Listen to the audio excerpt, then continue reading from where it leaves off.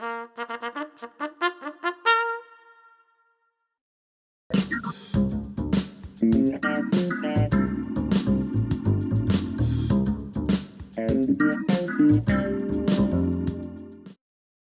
back to Phrasal Verbs City with Alan the Alien, and today we're going to be looking at the ups and downs of friendship.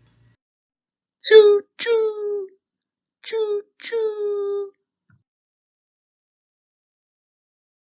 Okay, welcome back to the series Phrasal Verbs Town. Today we're very relaxed, sitting on the sofa here because we're talking about friendships. I'm sitting here with my friend, having a nice cup of tea, and I thought, what a better environment to be in when talking about something like friendship. We're going to be looking, as I say, at the ups and the downs of friendship today, as you'll see in the story later on. To start off, though, we're going to learn a few more phrasal verbs about friendship. And we're going to start off with two really that have the same meaning.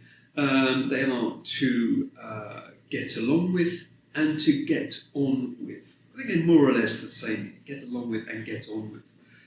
Both of them mean that you have a good relationship with someone, that you enjoy being together, that you have a laugh together, you don't argue with each other. It's just very easy going. And it can be with anybody. You can get along with a family member, you can get on with your doctor, get along with your boss, get on with your dog, I suppose. It's just anybody you have a good, nice, easy-going relationship with, you get along with them or you get on with them. Now, the next phrasal verb would be to meet up with. I put it to meet up with. It's a nice easy one because it really means just to meet someone, to meet and gather together, to be together. So, for example, I would say, call up my friend and I would say, hey, do you want to meet up with me tonight at 7 o'clock? That just means to meet together. So, meet up with. Or if there's no object, you might just say to meet up, hey, let's meet up tonight at 7 o'clock. Let's meet. That's what it means. Another one is to hang out with. Hang out with means that you go to a place with a friend and you just enjoy being together. You don't have any particular purpose for being there apart from enjoying each other's company. So, for example, you might hang out with E.T. and I. We might hang out with each other at a coffee shop. That just means we go to a coffee shop, we talk, we relax, and that's it. There's no other reason to be there. There's nothing about business. There's nothing about some kind of important decisions to make. No, we're just going to sit in the coffee shop. We're not going to go somewhere else. We don't have a plan to go somewhere else. We're just going to go to the coffee shop, sit there, stay there, relax and talk and hang out. And that's it. We like to hang out with people. That's good. We're hanging out now on the sofa. So to hang out with someone. Or again, if there's no object, just to hang out. Here we get onto the more complicated, the ups and downs of relationships. And sometimes you argue with someone and you argue with them and afterwards you stop talking with them. And this is to fall out with someone, So, for example, with E.T., if we argue and then we say, I'm not talking to you again, if we sit there and we don't look at each other, we have no more words to say to each other, we have just fallen out with each other. We've argued, and now we are not talking.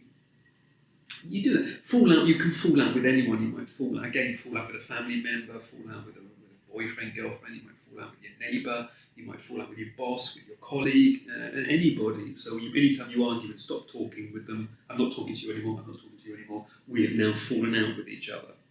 There is a similar one which we will look at later in the series, we're not going to focus on today, which is to break up with. And break up with is more to do with relationships, with lovers, boyfriends, girlfriends, and so on like that.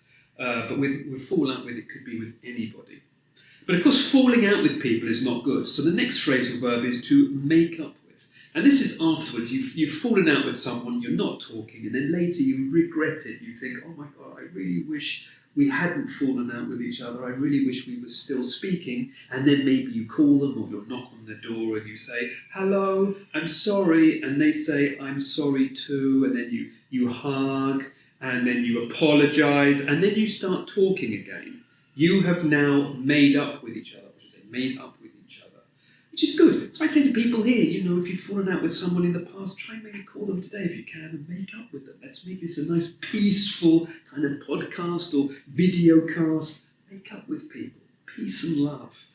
And the last one to look at, last phrasal verb, which I thought I would add on today, is If you fall out with someone, the break in the relationship is very sudden, very dramatic and drastic. But sometimes your relationship just sort of slowly you separate, you go in different areas of life and you become less close.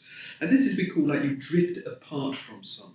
You drift apart from someone. So you all know someone you went to school with when you were young and you used to see each other every day and then maybe every day and then once a week, once a month, twice a year, once a year, and then so on. And you just naturally drift apart. So then maybe there's no argument, it's just life. The rivers of life take you in different directions.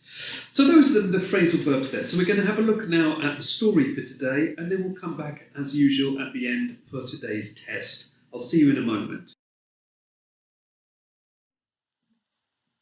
I love nothing more than hanging out with my dog on a Sunday morning.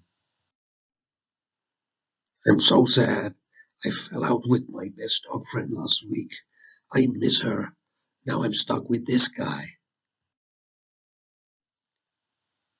My dog is my best friend. He only ever thinks about me. I really hope we can make up with each other soon.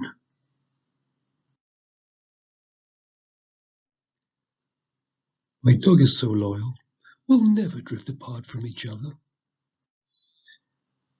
I really hope we can make up with each other soon.